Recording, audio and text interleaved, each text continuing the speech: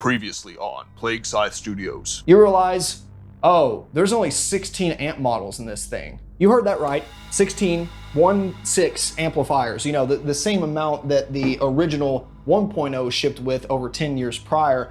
And the dirty secret with the 1.0 is it actually had 28 on board. You just had to access them through MIDI and they were all there on presets. And then it becomes even worse once you start counting what the amps are. You realize that there's multiple revisions of different amplifiers. You realize that there's only about 3 legitimately high gain amps. And the worst, slap to the face is all these amps, most of these amps that I just mentioned were included on the X3 for free. Maybe they're not HD models, but you could get those tones at the very least.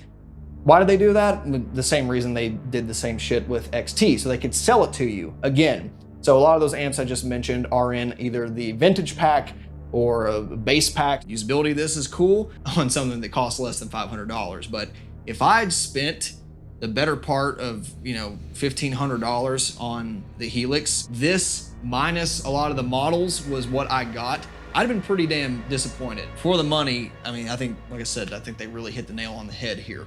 But that doesn't necessarily translate to the upper echelons of their products. There are things about this that are simply outdated, and not outdated in the sense that like, oh, all of a sudden it sounds bad. No, but there are things that it's not doing that some of the competition is doing, I think. This is not a creative or inspiring tool for me like other amp modeling can be. I'm not finding this to be like, oh, let me plug in and write a bunch of songs with it. It's not happened at all in the past year or so that I've owned it. With that said, what I would really like to see from Kemper and all of the competition going forward is some combination of profiling and modeling, something where it can either intelligently pick between the closest model, or you say, hey, I want to start on this one and get it as close as possible. But overall, I find it very difficult to recommend the Kemper to people that don't already have it, because it's been out for so long that I feel like if you don't have the Kemper yet,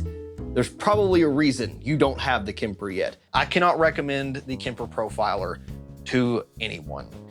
I'm kind of over it. I don't understand why the profiling craze took off the way it did, quite frankly. I could definitely see there being cases where this did a better job of capturing a specific amplifier than a particular amp model of a competing product did. We are past that point for most people that play rock and metal, I think. Even clean stuff, apparently, I don't know why it has such a hard time with my Mark IV. I'll say that again. I think it's an important piece of gear, and I think they should be proud of what they accomplished 10 years ago. I don't know why, other than sticking with the same platform for this long and maybe getting some higher profit returns off of it, I don't know why they've not thought about a sequel. Again, I respect that they're not making people buy something new every 4 to 5 years to keep up to date. But I think it's starting to show its age in terms of what that silicon under the hood can do and what that algorithm for the profiler can do. If you just want to sit down and play and cultivate your skill, totally. If you want to produce your own music and you want to sound somewhat unique or explore, the various guitar tones, you need the manual experience every now and again. And I think that, even above the sound quality, is why I really don't gel with the Kemper. But the sound quality with the amp profiles is like, I don't know. If you can't hear that, I don't know what to tell you. If you're happy with it, fantastic. Is this going to sound great live? Yes. I've heard a ton of bands that play Kempers live, and it sounds great. Even sounds great on recording. Would I prefer to hear them with even a Line 6 Helix now? Yeah, I really would.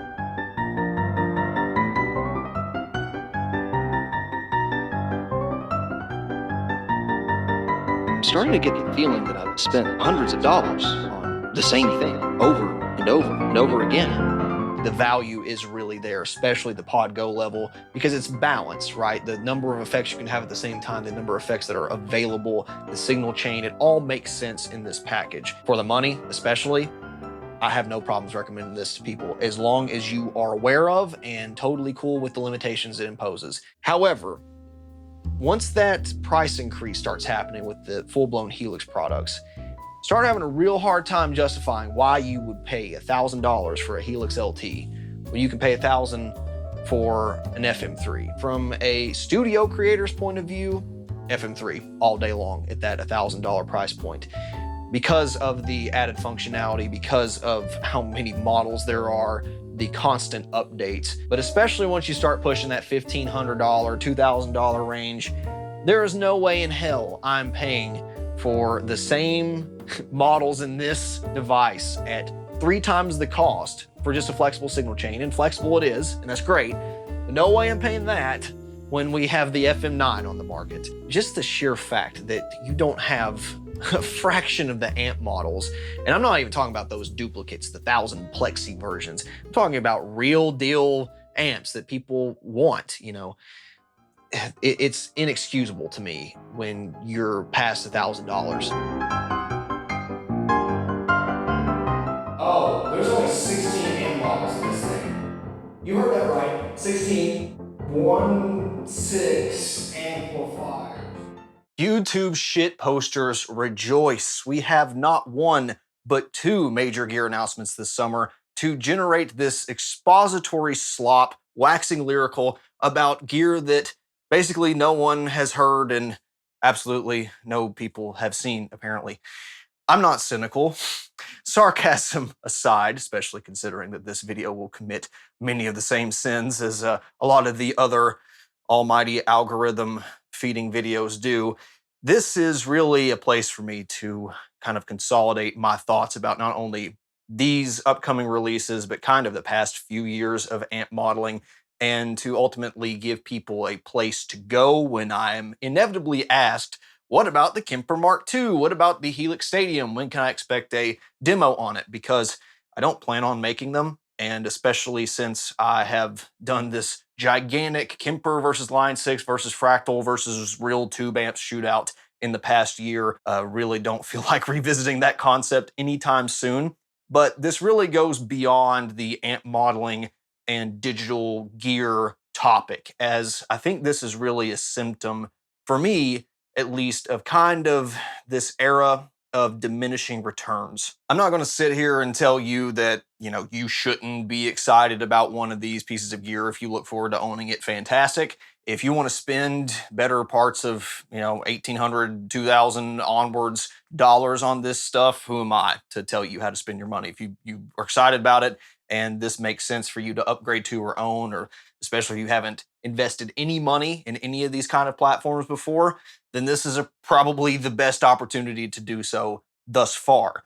What I feel, though, is really either the boat was completely missed on these products, or if you have upgraded or invested in these platforms, whether it be Helix, the Kemper Profiler or Player, or some of the competing gear like the Quad Cortex, the Fractal FM series or AxeFX series, whatever, now's not the time. Because in my relatively short life so far, I cannot recall a time where technology, and especially digital technology, has hit such a wall. And it's not like it's completely stopped. It's not like there's not amazing things, happening every year.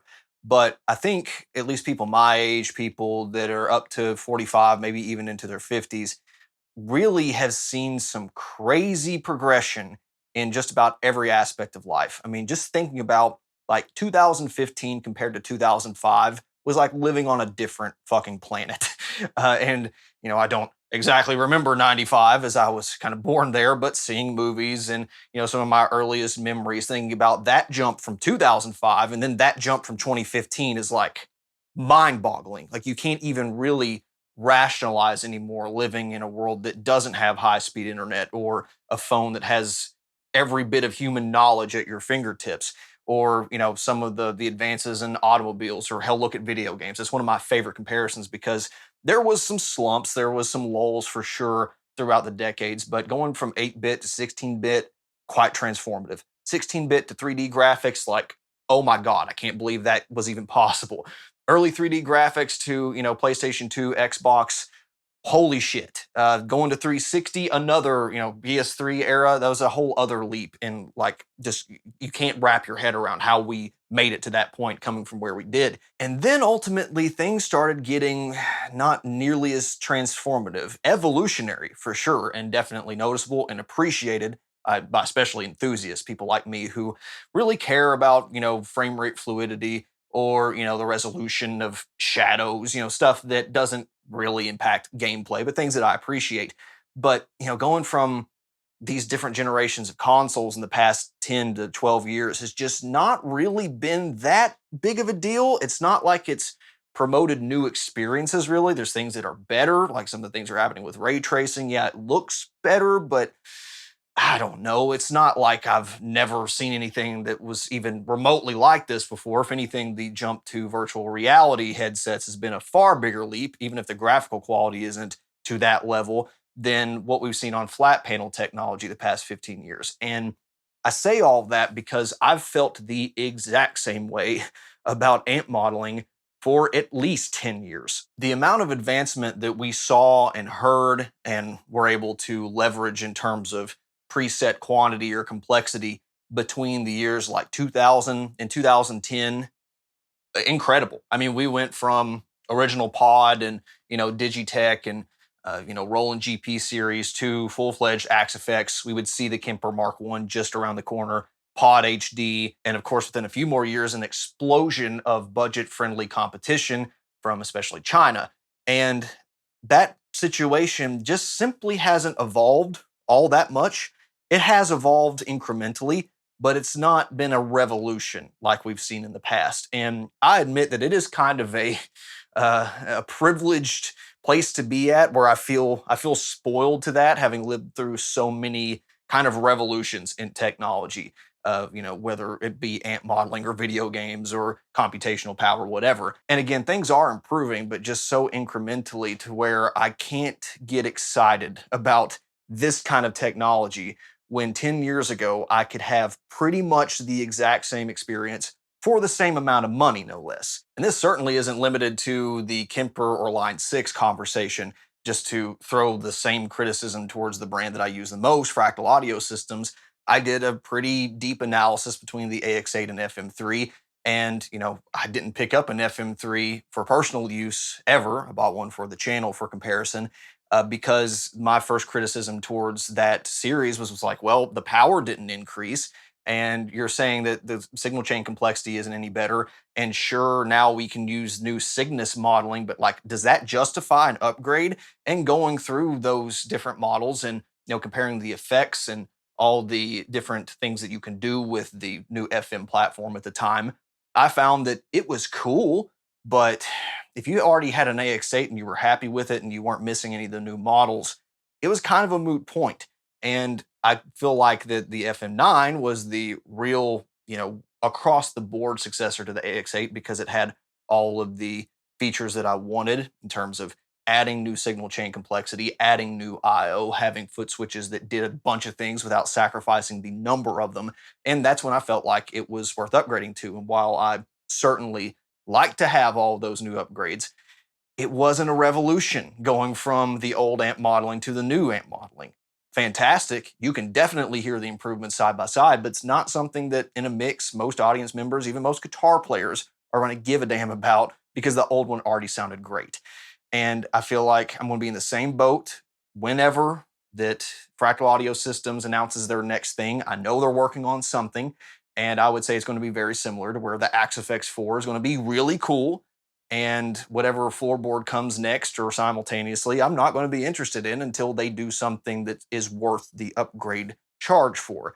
And I feel like we're basically in that same boat on Kemper and the new Line 6 products. Let's start with the easy target first. The Kemper Mark II. Now, I highlighted this in the introductory montage, so I'm sure a lot of you are thinking it, where it's like, what's the big deal? You've been asking for, some successor to the original Kemper. They're bringing it out. How could you have negative feelings about this, or feel like it's, not worth investing in? And really, what it boils down to is this feels not like a successor. I mean, it's kind of in the name. It's not something I would expect them to change from Kemper something profiling amp, but based off of just the visual of the thing, does this look like a successor? Does this look like a sequel? Or does it look like a side grade? Or does it look like an incremental upgrade due to them being forced by suppliers not carrying the original components of the Kemper? Because it looks like the latter to me. This looks very much like a Pod HD to Pod HDX situation, or AxeFX 2 or AxeFX 3 to the Turbo Mark II situation, because they couldn't get the original CPU, and the byproduct of that was now we can get this faster computer system to run all this stuff at the same price. So we're going to, more or less pass on most of those savings to the consumer, maybe charge a little bit more for the, R&D side of it. And now you have, extra horsepower under the hood. And that's essentially what this is. Now, they do say that there's going to be some improvements to the profiling process. There's an upgraded processing engine, and some of these things will allow upgrades to the Kemper profiling process.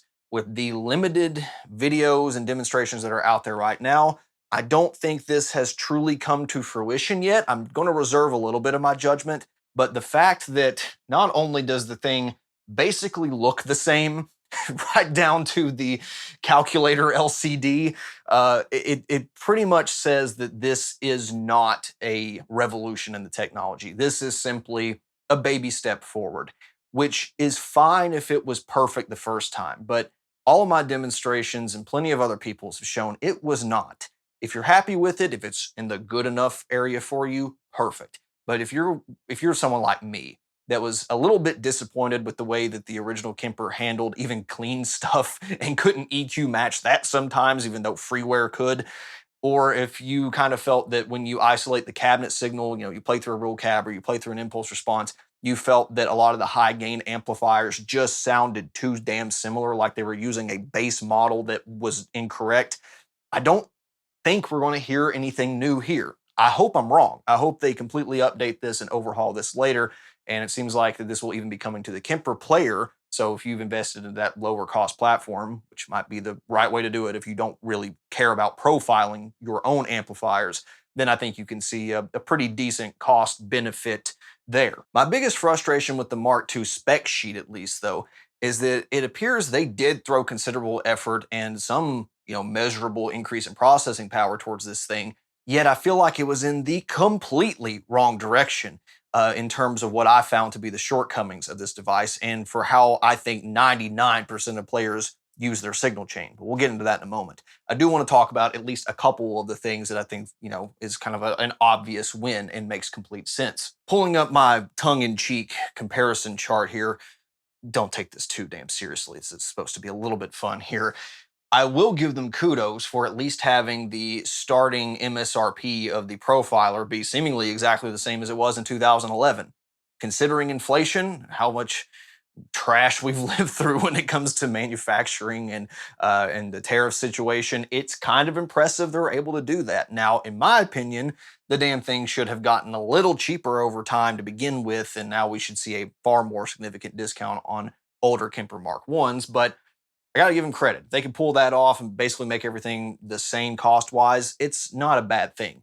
But I think it would have been a far bigger win if they would have said, hey, we're gonna knock off $50 to $100 on all these. I mean, that would have, I think, at least stirred up some news a little bit more positively for them. The USB recording side has seen an increase going from 2 channels from at least the toaster. I think the Floorboard and the player can do some different stuff when it comes to that. But at least in the like-for-like comparison, you're gaining up to 6 channels here, which can be really useful if you're recording, like your dry DI, stereo out, you're doing reamping, stuff like that. So nothing to complain about there. That's great. This is where things start to get a little confusing to me. The signal chain, right? On the original Kemper, entirely in series, which is fine. Most people play it that way. And the Kemper for me is kind of like almost an analog solution, or at least an analog replacement, where I don't really care if it does all of those, insane signal chain combinations that you can do on a Helix or that you could do on a Fractal Audio Systems device. Now that you still can't do parallel though, it raises some eyebrows, because I guess maybe that would justify a full successor. I don't know where you draw that line, but maybe that's like, oh, that's completely outside of our territory right now for the Kemper profiler, and we'd have to do something completely different. For me, however, this seemed like the perfect opportunity for Kemper to pull the Pod X3 upgrade path, where essentially this device would just let you play 2 Kemper profilers in parallel, where you could blend amplifier profiles. You could have, a delay in parallel with reverb, because that really was a gigantic missing piece of the puzzle for me on Kemper. where if you're paying this amount of money, basically every other amplifier modeler out there at around that price point did have the ability to have a second amp block. And whether it just be on the same preset, you can disable one, enable the other, or blend both of them at the same time, it did kind of feel like a miss. And the fact that we're still not there with a Mark II is head scratching, 14 years later. And it's not like they didn't have the processing power to do this. If they said, look, this is pretty much the exact same thing with a new coat of paint, I would almost kind of respect that a little better. But instead of doing that, they upgraded the 10 audio block serial, at least that's what I'm counting, 10 audio blocks on the old one, excluding the IO and the original Kemper. They upgraded that 10 audio block series signal chain to be a 20 audio block series signal chain. Answer me this in the audience here. Who out of those of you watching could truly take advantage of not just 20 different pedals, 20 different sounds, but 20 different sounds through one amplifier? I don't see where that use case comes in. And if you're some hugely experimental, shoegazy, whatever, just a pedal freak, okay, maybe there's some of you out there. But based on the way that I use gear, the way I see most people use gear, the way I see people talk about how they use gear in my comments, I just don't see how this is justifiable if they could have done a, 10 and 10 in series, or maybe even, juggle some of it back and forth, a 15 and a 5 or whatever, make it a little bit modular. But this just seems like it's pissing away processing resources and stuff that 95% of people aren't going to use. I'm sure this was easier to implement, and I'm sure that some of the new blocks there are going to be nice to play with, but this is just so head-scratching and mind-boggling to me, where all the other amp modelers have this parallel processing. Maybe they were worried about phase between the amp profiles. I don't know. There's probably some legitimate concerns there, but figure it out. Like, it's kind of a little rough looking. Memeing about how the Kemper Mark I was already a perfect device aside, again, going back to the profiling resolution of the upcoming one, I'm sure it'll be better. I don't know where that line in the sand is in terms of where it starts being really noticeable. I don't know what the resolution of the old one was offhand. Even if it's a 10 times increase, going from 10,000 points to 100,000 points, that changes it from a 2 hertz, resolution to 0.2 hertz. I don't know. Will that even matter? I think they have far more fundamental issues with their profiling when it comes to the edge of breakup and extreme high gain stuff. And until they resolve that, I don't care. It's never going to be worth it. I think for a lot of people that do a full rig profile and you play live, it's totally acceptable, especially if you don't care and you just want a snapshot of someone else's sound. And you can get that with the player, fair enough. But for me, someone that really cares about some of these intimate details between amplifiers, unless they do a fundamental change to the way they profile them, I will never care about this feature. And I will basically always turn to a cheaper or free solution in the DAW and just have better amp models that I can flip all the switches on competing devices. These last couple points are kind of straight up comical to me. The boot up time was a listed feature in terms of an improvement on the Kemper Mark II.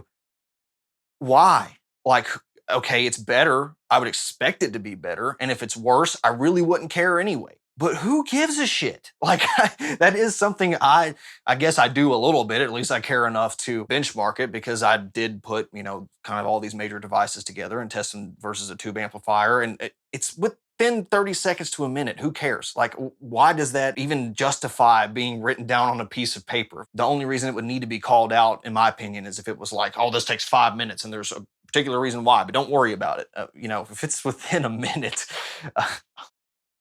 congratulations. Like, yeah, I would hope it got faster. I would be more concerned if it didn't. So I don't know, very strange marketing choices. Like, if that's the kind of depths in the barrel that you're reaching for to make this thing look good, wow. And that brings us to the human interface elements, and especially the screen, that damn screen. As a previous AX8 user myself, I didn't really have a problem with the multicolor LCD display of the liquid crystal display of the original Kemper. As I got through it on my AX8. It didn't even have multiple colors. It was monochrome. And ghosting and annoyances aside, if I needed to make a quick adjustment, it was good enough for that. Most of the time, I had it hooked up to a PC for editing, so it didn't really matter. I especially think for releasing around 2011, 2012, this was totally acceptable for Guitar Gear. Nothing wrong with it. In this day and age, I still think it's totally fine to use. I have no problems with it from a functional standpoint. And it kind of still fits the vibe a little bit, I think, of this gear. The problem is optics. And I think this kind of goes with the entire visual aesthetic of these products. Not that it really matters because it's Guitar Gear at the end of the day. But people, they're vain. We're a little concerned with superficial things. And the fact of the matter is, you can buy products with a very similar price point or way cheaper and get a far superior screen. Now, me and probably a lot of other people don't give a damn, and there's a lot of these gimmicky functions that, in fact, I kind of like when products strip it out because it tells me you're more focused on the thing that this is actually doing and not trying to lure me in with eye candy.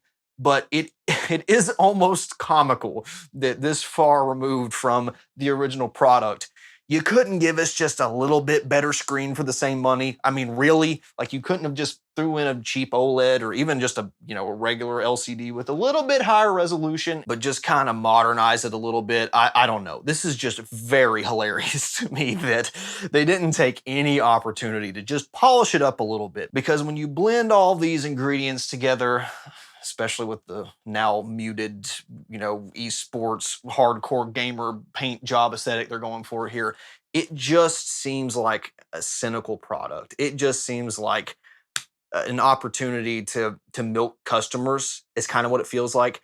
It doesn't seem like they put the amount of effort into a product refresh that it really deserves. And they were going the right direction in a lot of ways.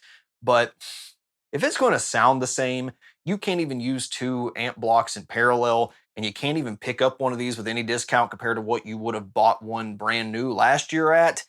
I just don't get it. This seems like such a strange use of resources from a company for me. And I feel like maybe this has been in the pipeline a long time, maybe development hell, and it's just now getting released, or it was kind of panic released because they knew about Stadium coming out. I don't know. I try not to get into tinfoil hat conspiracy theories here, but it just seems very strange.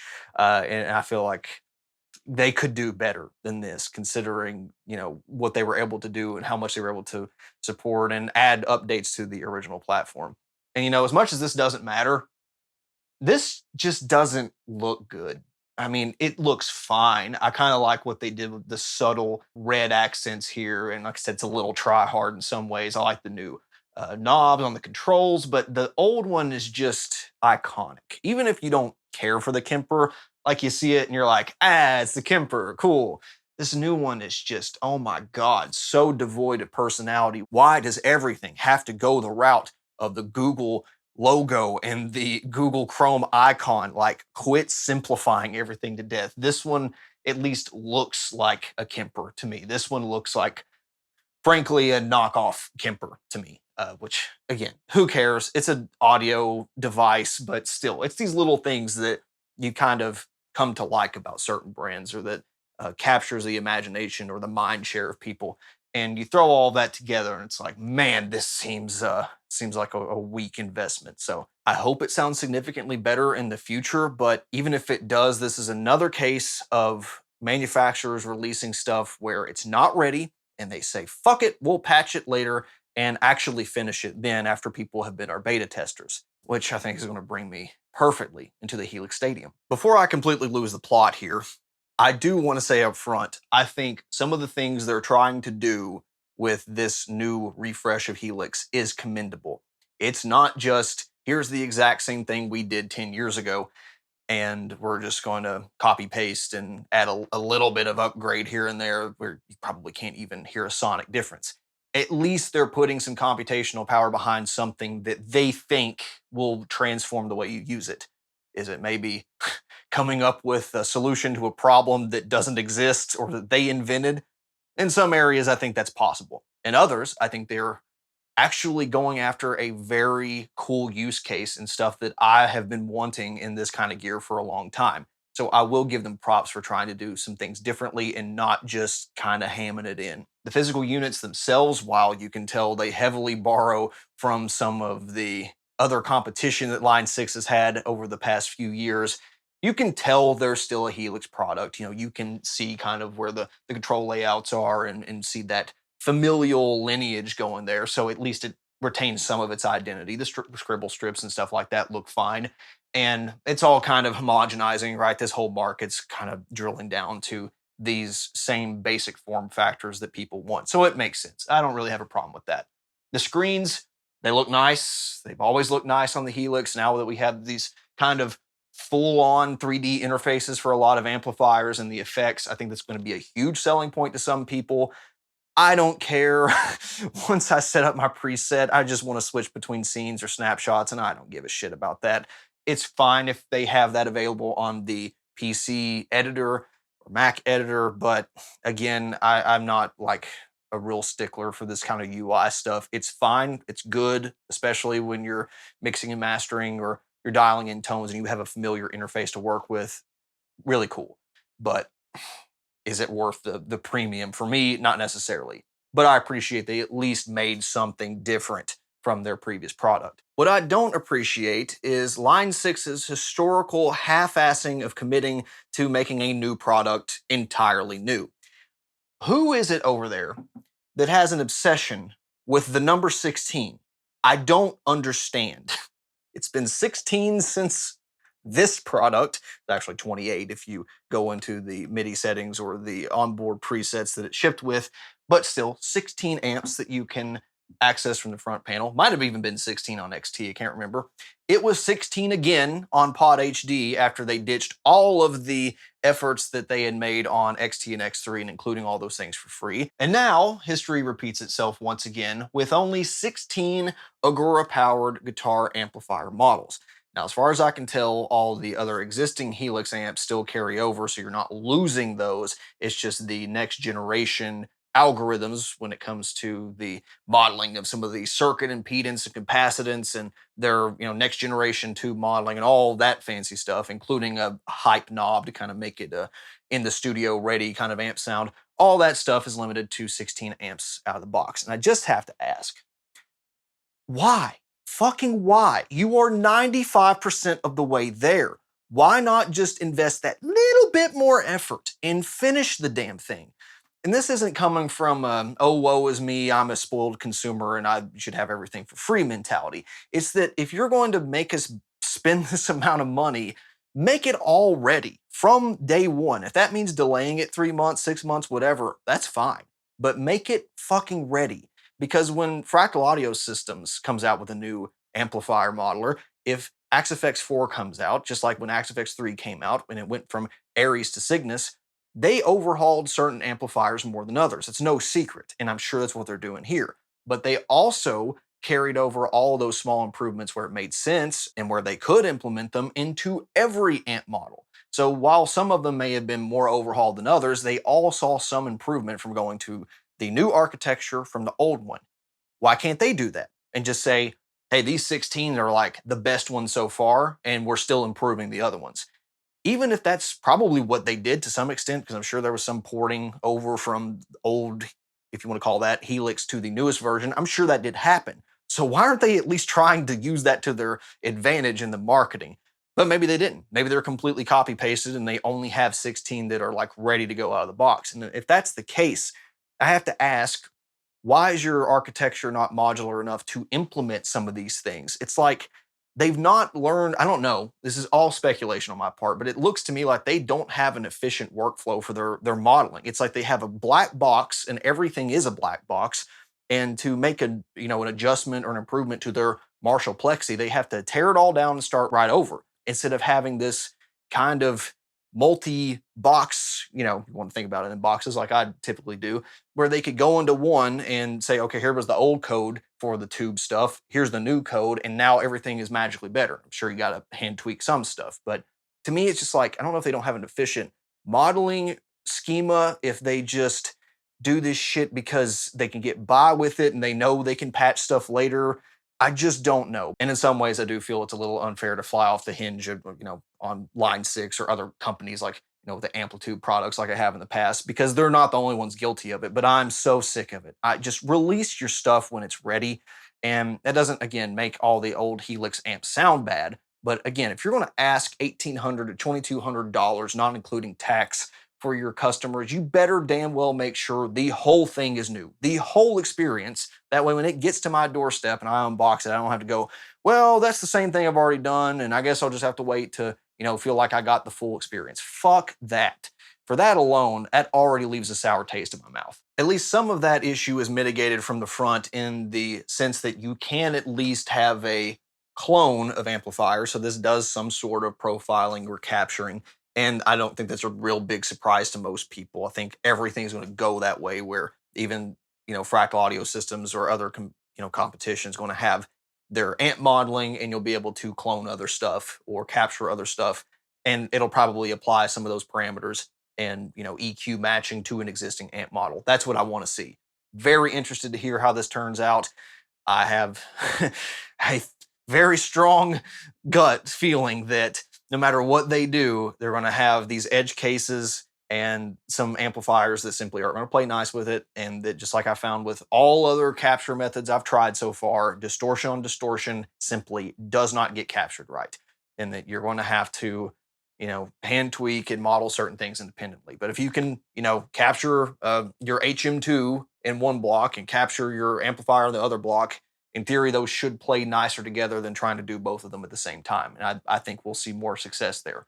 So very glad to see that happening. Just like the Kemper Profiler Mark II, you'll be able to have backwards compatibility with your old presets, which is great. Hopefully the conversion process isn't some giant pain in the ass, but this is huge. I think this is going to be, a necessity going forward for everything. We see it in the video game industry where people do not want to let go of their library of games. They want to have one device to play it all. And I think this is the right move, and hopefully everyone takes notes. They're still using their same cab system, it looks like, as far as I can tell. So you can move it in full virtual 3D representation. It's going to be the same thing they had before with another axis, which is fine. I never care for what Line 6 includes in their cabs. As long as you can keep using IRs, it's all right. Maybe they'll be better. Maybe they've reshot them, but every time, in my opinion, they do this new algorithm or this new methodology, it's really limited to just the way they mic up the cab. So the feature that really stands out more so than any, and I think this goes for a lot of people, is this showcase feature. And I think this is a great step in the right direction, but I have to question its usefulness on a floorboard beyond just auditioning presets. And I'm so damn glad we can finally audition presets. I think this is going to be a necessity for every amp modeler going forward. Now I can do it here, no problem. I run my reamp box through my FM9 all the time to, kind of tweak stuff in context with music and try to get a better idea of how it would sound for stuff that I would, play at a party or whatever. But the ability to do that all on the go just makes perfect sense. And apparently you're going to be able to load your own wave files and stuff. So to be able to have a virtual collection of all my guitars, especially considering I have hours of recorded DIs that I've kept from, doing this channel for so long, that will be so damn useful. And especially would kind of just eliminate the reamping process if you were just doing this for demonstration purposes. So that is awesome, and it really needs to come to, I think, all the competition. The next thing, though, is really, I think, more reserved for a professional rack unit. Again, I'm glad it's on here and that you don't have to necessarily buy whatever the next rack unit will be, but I think it will be better served there. Because in addition to your own guitar track, you have an entire playback engine to play other isolated tracks. You can automate it with flags to change the preset for you or do the stuff that normally I would have to do with a laptop and MIDI controls to my Fractal stuff, which is the way touring bands have been doing it forever. But if they can simplify that and put this all in one box, which even translates to lighting programs and keyboard patches and drum machine stuff, and even on-stage video communication, this is what I've been dreaming of for like my entire life when it comes to live performances. And again, I do question its usability, or at least how many people are going to take advantage of this on a floorboard, because to me, this kind of belongs in I've been calling it a band effects unit for a long time, because I think, Fractal Audio Systems is there too, where their regular effects, stuff that can go beyond guitars, is so good that I would want to apply it to basically every signal in a full band. So if you could feed all that stuff and just have one box and even a second one for redundancy to feed your entire performance, that's the end game for me. Where the amp modeling's all authentic. You've got, even if you wanted to feed your drum machine in there or electronic drum kit, and it all mixes for you. It automates all the switching. It automates everything at the desk. You don't need a sound guy anymore. You don't need a lights and video guy. I mean, that would be amazing. However, given the nature of these kind of floorboard effects units, where it kind of promotes more real-time stepping on switches if you choose to do that, I do kind of question the viability of this level of capability on this form factor. I guess you plug in your iPad or be able to communicate with it over Wi-Fi, then some of that is alleviated. But still, this is a really cool engine, and I just think it's going to be lost on a lot of players where they just care about the amp modeling side. And I could very well see there being like an LT of this eventually that strips some of that down and it's just the amp modeling. I just don't think that most people are at that professional or semi-pro level where this is going to really matter. But I am glad some companies going after it. And like I said before, I hope Fractal does the same thing, because I would love to ditch all these different backing tracks and stuff being synced up. Though I don't think this is going to solve every problem right off the bat. There is something to be said for having a dedicated unit for everything. It's probably more costly if you go about it this route, but there's also probably some reliability increases by doing that, where if you don't have one thing controlling everything, then you can kind of get by if one little component of that fails. Whereas if this fails and it's running everything, like, holy shit, you're in trouble. So there's some drawbacks to that as well. But I'm glad someone's starting it. I think we're seeing the genesis of something really cool here. And maybe in 10, 15 years, live shows will just be, pre-programmed, self-contained by the band, and you won't have to worry about, somebody screwing up your mix. Maybe some of this stuff won't translate to every sound system, though, and maybe you still will have to have somebody at front of house to balance all that stuff, and it's not going to be what you want it to be because you don't have the ear to dial it in, frankly. So I think this does put a lot of responsibility on the musicians that otherwise wouldn't be there. It's pretty cool, though. I think this is a very interesting marketing piece, if nothing else, or at least trying to do something new.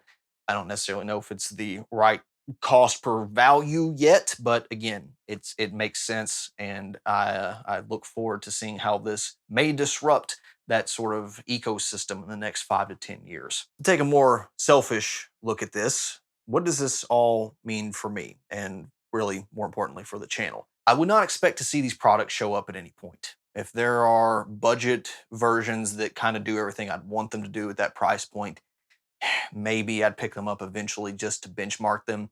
But seeing what the Mark II Kemper is capable of as of right now, and knowing that there's work left to be done on the Helix Stadium in terms of the amp modeling stuff only, amps and effects is really what I'm interested in for the way that I work in this little home studio and slightly abroad. I just don't see there's anything of value for me yet. I don't think it's going to be a night and day difference. Just in the same way that whatever Fractal comes out with next, it's not going to be for me just yet. I think it's going to need some time in the oven, and the upgrades will be welcomed and probably pretty interesting, but not worth the cost of entry at first. And I think this does just reflect the larger sentiment that I talked about at the beginning of this video.